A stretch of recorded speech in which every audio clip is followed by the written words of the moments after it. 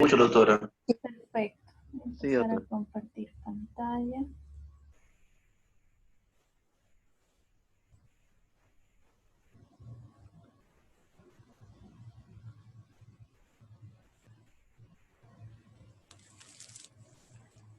Muy bien. Si la sesión se termina, voy a volver a abrir el mismo enlace ya, para que volvamos a entrar, por si no nos da el tiempo de la exposición.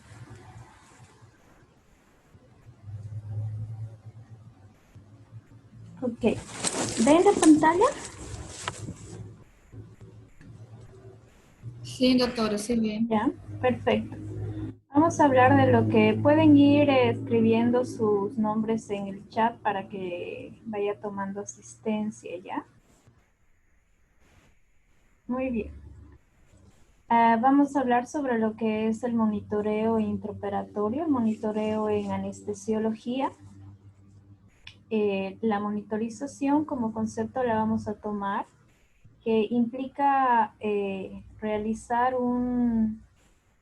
una monitorización, es decir, un cuidado del paciente mediante muchos dispositivos para poder reconocer un evento, para interpretar los datos que nos está aportando del sistema, que ese monitor, que ese aparato nos está monitorizando, ya sea del sistema nervioso, del sistema hemodinámico, de la parte eléctrica del corazón, los pulmones. Decidir de esta manera cuándo se aleja de los límites aceptados para un paciente y así poder tomar decisiones apropiadas y evaluar la eficacia de la acción que hemos tomado para ese paciente, para las acciones que hemos tomado para corregir la necesidad, las necesidades del paciente. Ok, vamos a monitorear. En anestesiología se monitorea todos estos sistemas. El intercambio gaseoso, que lo hacemos a través de cuando el paciente está con una anestesia general, con el tubo dentro del mismo, colocamos unos dispositivos en la boca del tubo endotraqueal, que se va a conectar a nuestro monitor, donde nos va a dar información sobre la capnografía, que es la eliminación de CO2 por parte del paciente. También nos va a dar información acerca de los anestésicos inhalatorios como sevoflurano, lotano, isoflurano que usamos, si es que los estamos usando en la cantidad adecuada y en la dosis adecuada. Nos da lo que nosotros llamamos CAM en anestesiología, la concentración alveolar mínima de ese anestésico. También nos vamos a monitorizar lo que es el transporte gaseoso, la oximetría de pulso, donde vamos a ver lo que es, entre estos tres de arriba vamos a valorar lo que es sobre todo la parte respiratoria del paciente. En la oximetría de pulso, que la voy a detallar más adelante, vamos a evaluar lo que es la saturación de oxígeno a nivel de sangre arterial. Vamos, como les decía aquí, la mezcla gaseosa expirada mediante la capnografía. También monitoreamos lo que es la actividad eléctrica del corazón mediante la electrocardiografía continua. Y bueno, también vamos a monitorizar con todo esto, más la toma de presión arterial, ya sea de forma invasiva o no invasiva, la hemodinamia del paciente. Existe un monitoreo mucho más avanzado donde se coloca a través de cateterismo cardíaco, a través de ecografía cardíaca, pero esos ya son monitoreos muy avanzados para cirugías específicas como las cirugías cardíacas. Lo que sí usamos en cirugía, sobre todo que duran más allá de las 3 horas, por todo lo que implica la repercusión tanto de la cirugía, del movimiento de líquidos, de el intercambio gaseoso que le estamos dando al paciente. Necesitamos valorar lo que es la gasometría del paciente.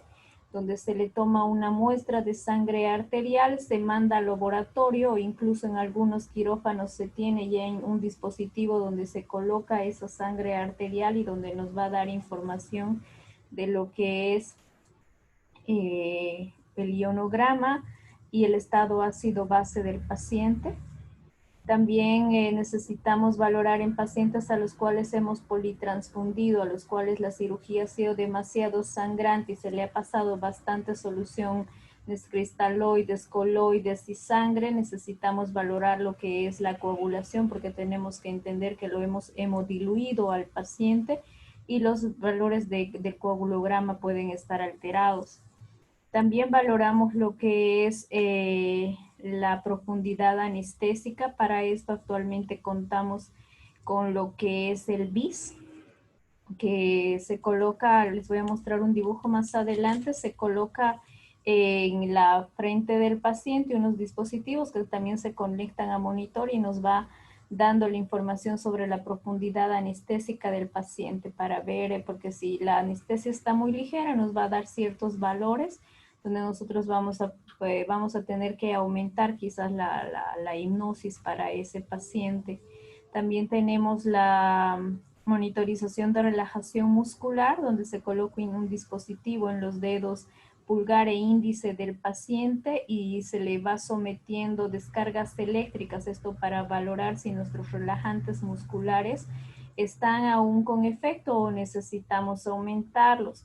En la parte práctica, que me han dicho que va a ser por vía virtual, yo voy a grabar videos del quirófano donde trabajo, donde tenemos estos dispositivos, no es en el plan 3000, es en otro quirófano, donde tenemos estos dispositivos y donde les voy a ir indicando mediante el video todo este tipo de monitorización para que los vayan conociendo.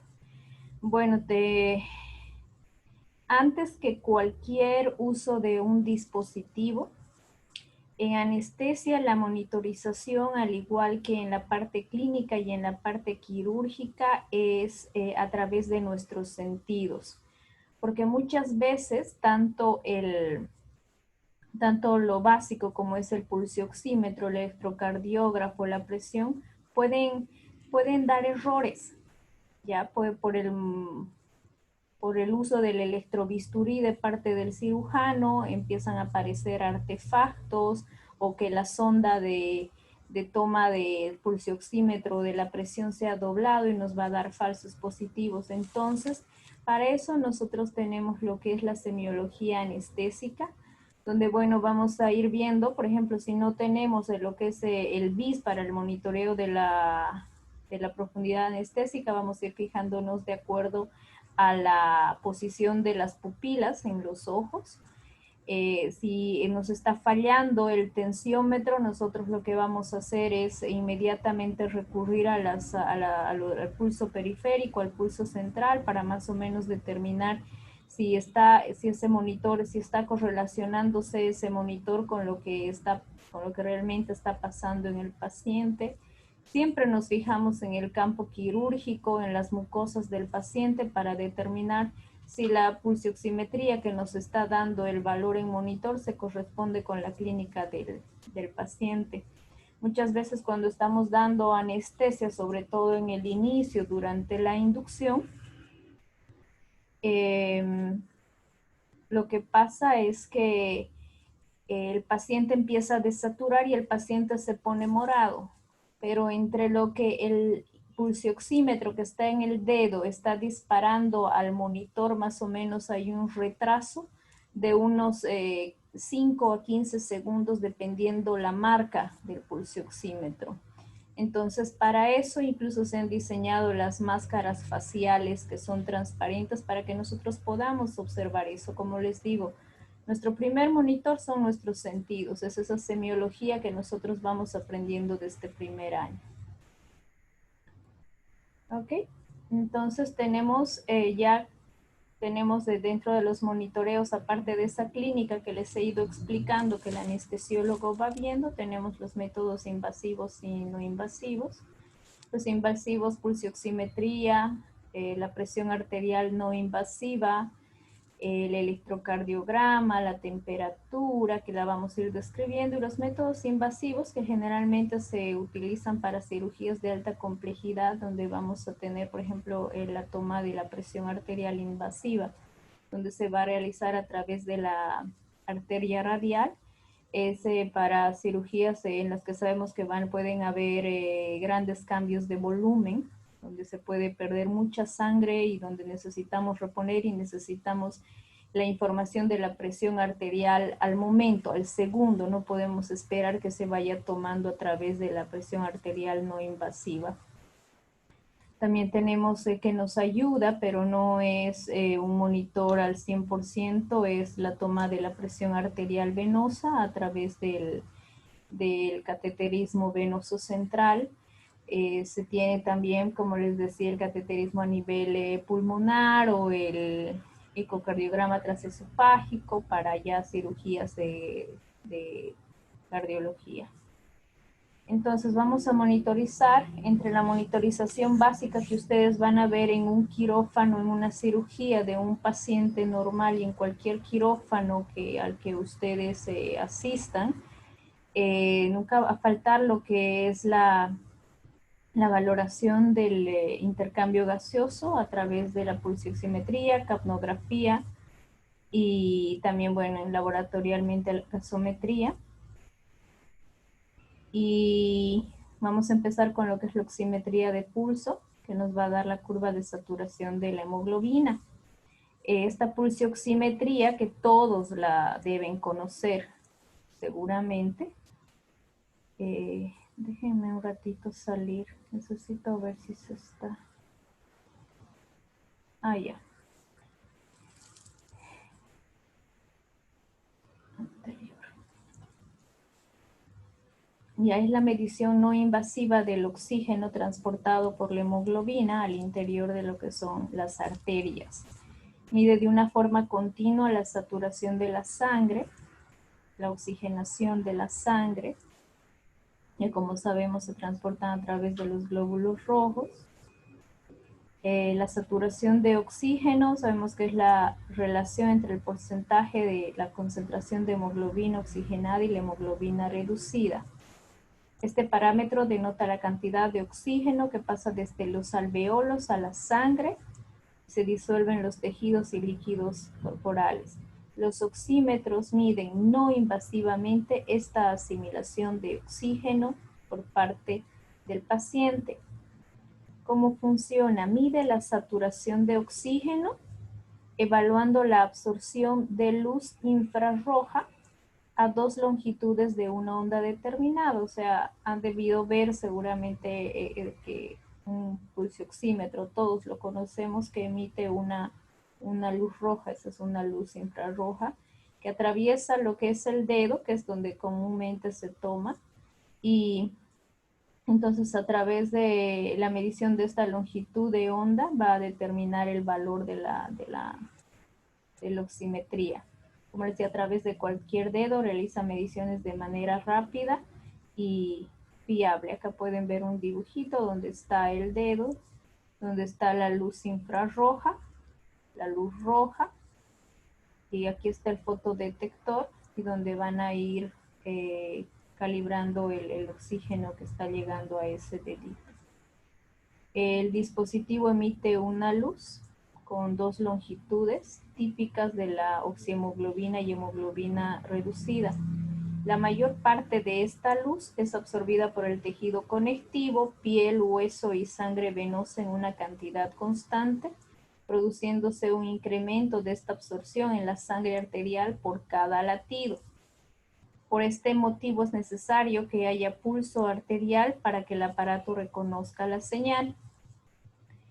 Como la mayor parte de la luz es absorbida por el tejido conectivo, piel, hueso y también uña, cuando una persona, sobre todo en quirófano, exigimos que las personas entren con las uñas totalmente limpias, sin ningún tipo de esmalte, porque el hecho de aumentar una capa de esmalte nos disminuye la captación de estas ondas de luz del oxígeno en la hemoglobina y nos da resultados falsos.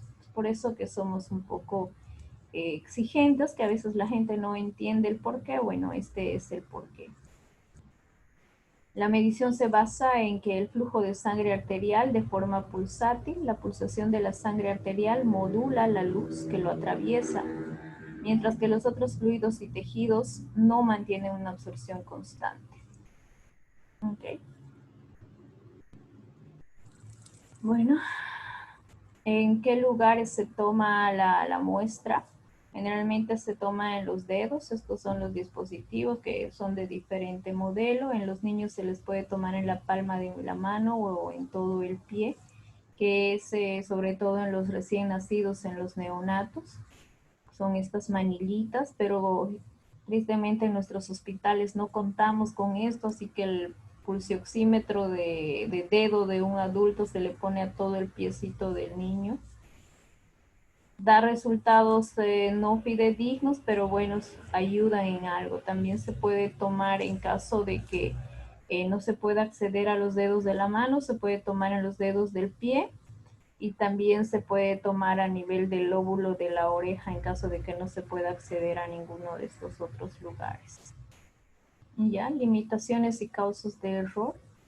Anemia severa con un paciente con menos de una hemoglobina de menos de 5 miligramos de decilitro nos puede causar falsas lecturas por aparatos eléctricos, como les decía, el bisturí, el electrobisturí nos causa alteraciones en lo que es la monitorización.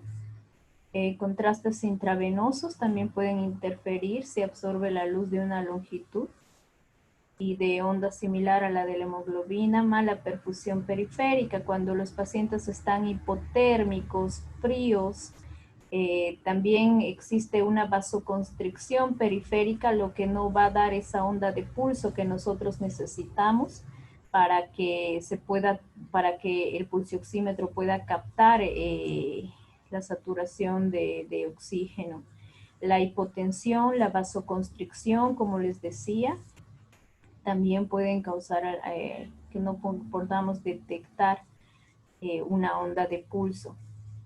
Ya es la causa más frecuente de error, ya que es imprescindible para que funcione el aparato que haya un flujo pulsátil, que haya pulso. El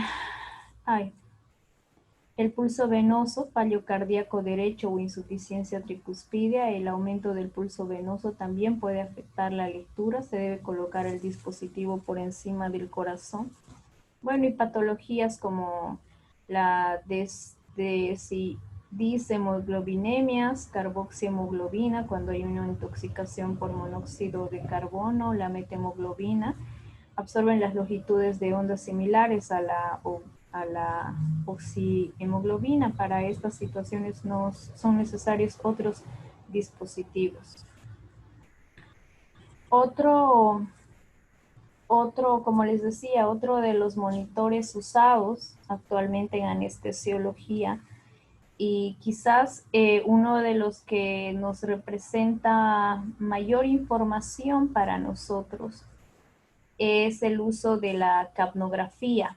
No sé si alguno de ustedes conoce la capnografía, han visto en quirófano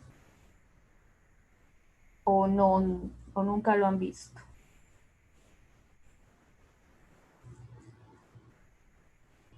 ¿Hola? Yo no, doctora. Nunca.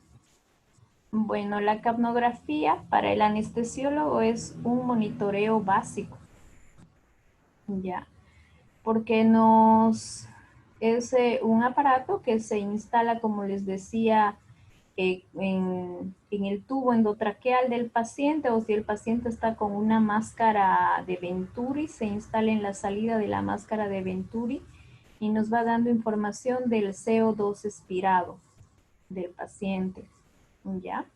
Como les decía, mide la concentración de CO2 en el aire inspirado durante un ciclo respiratorio. Y solamente con esta información nosotros podemos saber sobre la presión arterial del paciente, podemos saber sobre el estado cardiológico inmediato, podemos saber sobre el estado pulmonar de ese paciente, porque nosotros manejamos valores, esto depende de acuerdo a la altura de cada ciudad en la que se está tomando. Para Santa Cruz, por ejemplo, entre 30, 40 milímetros de mercurio de CO2 para nosotros es normal. En caso bajara, o estamos ventilando mal a ese paciente, o o el paciente está entrando en una hipotensión y nos está dando esa información mucho antes que la presión arterial invasiva, de acuerdo al dibujito que se nos produce, a la curva que se produce en el monitor. También nos puede estar informando si el paciente ha sufrido una embolia pulmonar. Nos puede estar informando si es que no tendríamos un monitor de relajación muscular. También nos está informando si ese paciente necesita o no más relajación muscular. Nos estaría informando si el paciente está con algún cuadro obstructivo, si nuestro tubo endotraqueal sea obstruido por algún elemento como una flema o algo que pueda haberlo obstruido. Es decir, la capnografía, la verdad, es un monitor básico y muy rico en la información que nos brinda como anestesiólogos. Ya, la mayoría, bueno, permite una mejor valoración y manejo de la función respiratoria y proporciona un aviso oportuno de eventos potencialmente letales, y orienta sobre el estado metabólico también del paciente, porque si empieza a subir demasiado los valores de la capnografía, tenemos que pensar, por ejemplo, que el paciente quizás está entrando en una acidosis respiratoria y tenemos que modificar nuestros parámetros ventilatorios. El monitoreo continuo de la presencia de dióxido de carbono expirado se tiene que realizar en todos los pacientes, a menos que sea invalidado por la naturaleza del paciente, el procedimiento o el equipo. La ASA es la Asociación de Anestesiología a nivel mundial, que nos rige a nosotros como anestesiólogos en algunas normas. En cuestión de monitorización, ellos han emitido este comunicado, donde indican que tiene que entrar como un monitoreo continuo, como un monitoreo básico, así como lo que es la pulsioximetría de pulso. ¿Ok? ¿Por qué? Bueno, ya les había explicado, es una monitorización invasiva, nos da un diagnóstico diferencial de lo que es la hipoxia, información sobre la producción de CO2 a nivel de todos los tejidos corporales, nos va a hablar de la perfusión pulmonar, de la ventilación alveolar, de patrones respiratorios, si se está eliminando el CO2 del circuito de anestesia y del ventilador. Nos va a dar detección temprana de eventos adversos, detección de problemas potencialmente fatales.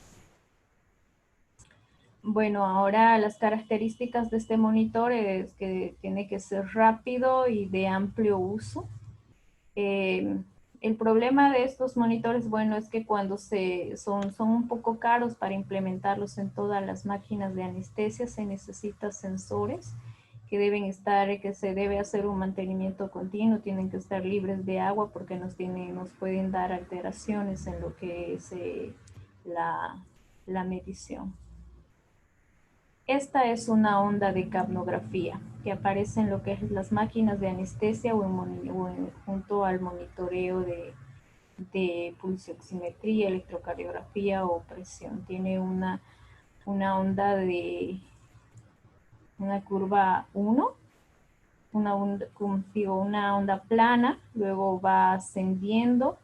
Esto cuando ya el paciente está expirando. Toda esta onda es de expiración y esta corresponde a la inspiración. Esta es la forma normal.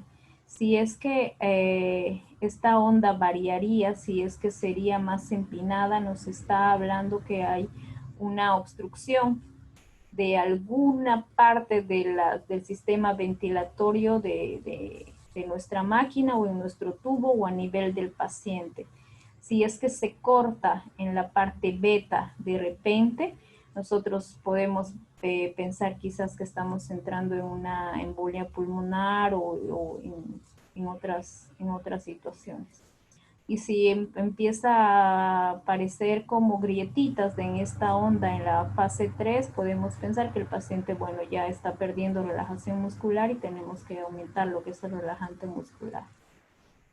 Acá, como les decía, los factores que modifican. Si se termina la reunión, por favor, vuelven a ingresar. ¿Ya? Los factores que modifican las diferentes fases. En la fase 1, que es la fase de reinhalación de CO2,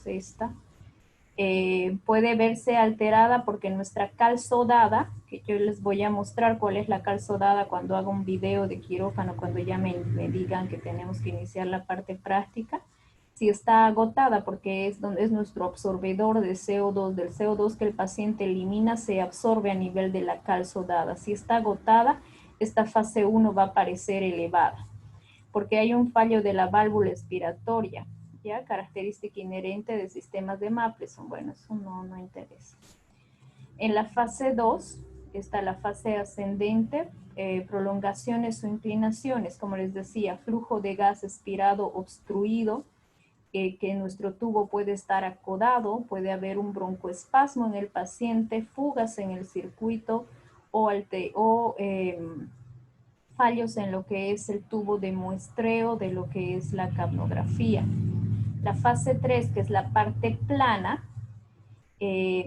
los factores que van a modificar esta fisiología ventilatoria y hemodinamia son alteraciones en el cambio, en el intercambio gaseoso, alteraciones en el gasto cardíaco, variaciones en la producción de CO2, altura, metabolismo, las hendiduras, como les decía, esfuerzos respiratorios espontáneos cuando el paciente está perdiendo relajación. La fase 0, donde ya cae esta curva, la pendiente, se van a alterar por obstrucción del flujo aéreo o flujos muy bajos, pequeñas oscilaciones, latidos cardíacos. Como pueden ver, esta simple curva que se toma y que se va tomando durante toda la cirugía nos brinda gran información, no solamente de la respiración, sino también del metabolismo del paciente, de lo que es la hemodinamia del paciente. Cuando ¿cuándo va a aumentar esta producción de CO2? ¿Cuándo aumenta esta producción de CO2?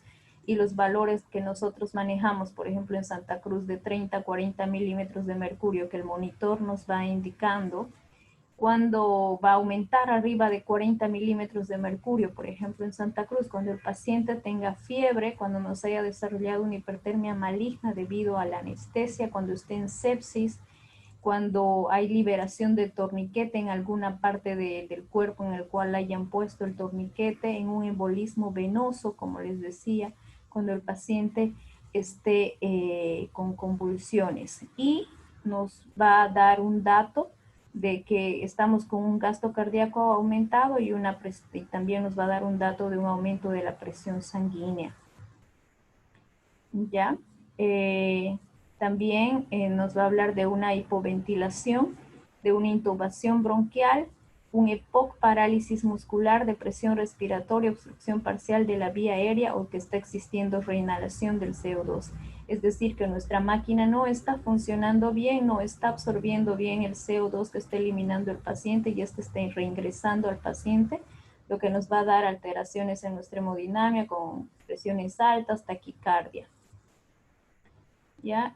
También puede aumentar este CO2, esta capnografía, por fallos a nivel de la máquina, como les decía, porque nuestra calzodada ya está agotada, porque el flujo de gas fresco de oxígeno que le estamos dando es inadecuado o porque está existiendo fugas en lo que es nuestro sistema de ventilatorio, porque las válvulas están defectuosas. ¿Cuándo va a disminuir esta CO2? Es decir, por debajo esta curva acá, por debajo de 30 en lo que es Santa Cruz.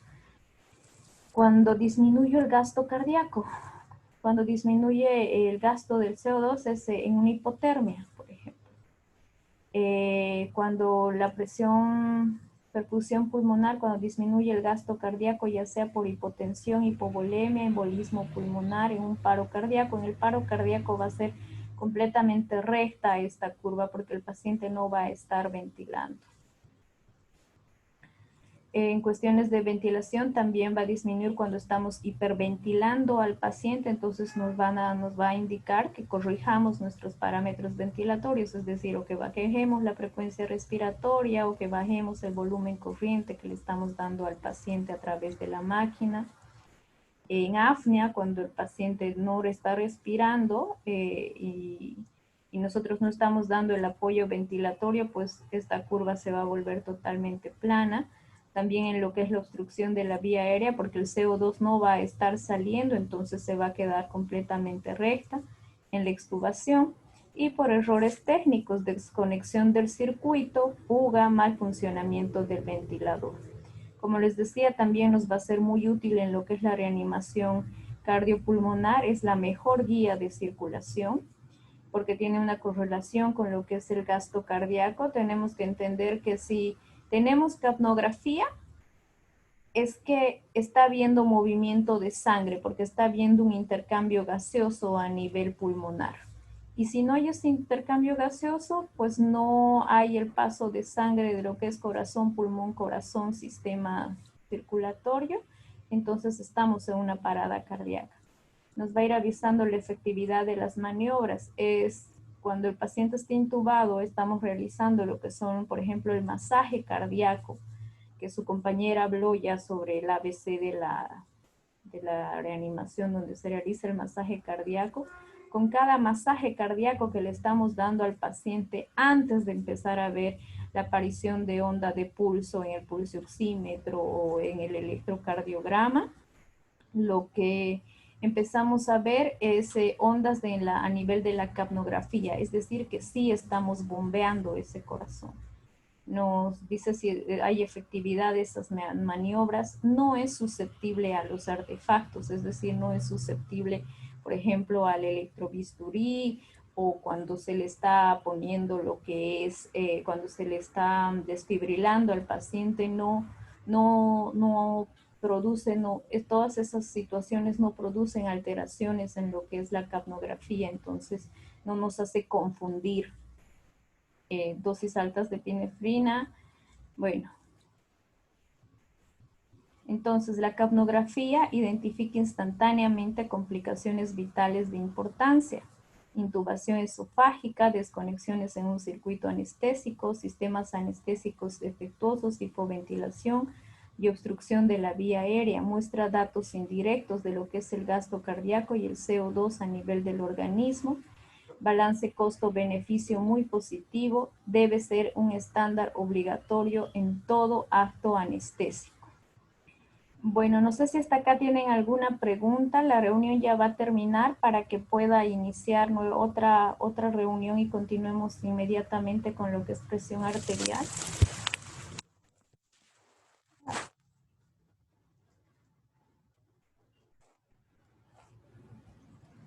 Hola.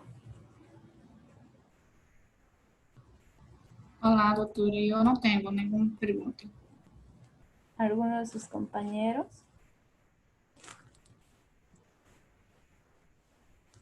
Está bien claro, doutora.